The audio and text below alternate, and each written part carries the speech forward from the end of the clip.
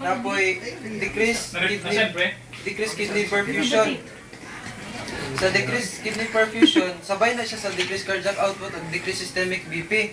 Ang decrease kidney perfusion, napod siya sa kaugalingong compensatory mechanism.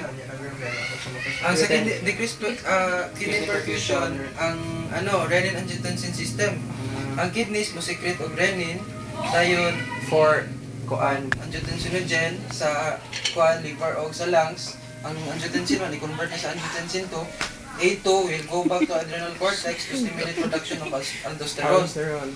Pag sufficient ang aldosterone, na siya increase aldosterone, mahitabo na siya increase in sodium retention. Na siya sodium, tayo na siya water retention, kay water follows sodium.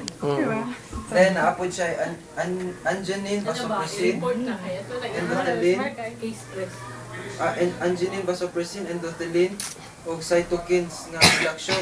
Kana siya mag-lead ko na siya sa vasoconstriction. So ang baroreceptor sa heart o renin-angiotensin system mag-cause na siya og kanang vasoconstriction, in which increase in afterload sa heart, napoy increase in BP, napoy increase in heart rate.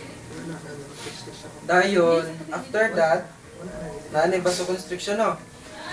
Kung mag-fail na ang mga compensatory mechanisms tungod sa kadugay sa walay consultation, wala mong guna siya, layo mo, bukid mo guna ilaha, wala consultation, wala sila kabalo nga yung ana. After mag-fail ang compensatory mechanisms, mag-ventricular remodeling na ng heart, na hypertrophy, dilation of ventricles, magdako ang mga myocardial cells, dayon mag-impair na po ang contractility. Didako naman siya, dayon dili na functional kayo. Dayon, after sa ventricular remodeling, mag-decompensated heart failure na siya. Okay. So, failed naman ang compensatory mechanism. Systemic na dayon ang kuan. Dayon, dira na magawas ang left-sided o right-sided heart failure.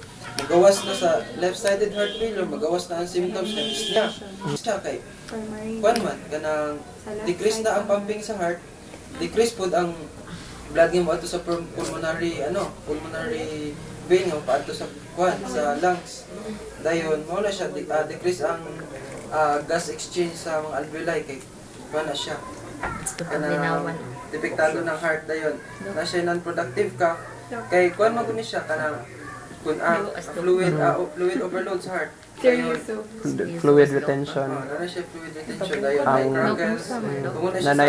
Ning abot na sa lungs ang Nay congestion na fluid overload sa lungs. Nay decrease oxygen saturation. Nay paroxysmal nocturnal difficulty of breathing. Kana siya. Ang paroxysmal nocturnal DOB, wala siya fluid that accumulated in the dependent extremities during day will be reabsorbed into the circulating blood. Blood volume when patient lies down. Bale, pag inigmigda na siya, ang mga tubig, bitaw mo at tubig na siya tanan sa lungs, kay kuan man na siya. Dayon, maglison na siya. Pag gabihin mo, ginawak. Dayon, na siya increased pulmonary circulation pressure that causes fluid shift into the alveoli. Muna siya mag-decrease na ang gas exchange sa mga alveoli. Dayon, result to impaired gas exchange. Kasi paroxysmal nocturnal DOB. Dayon na siya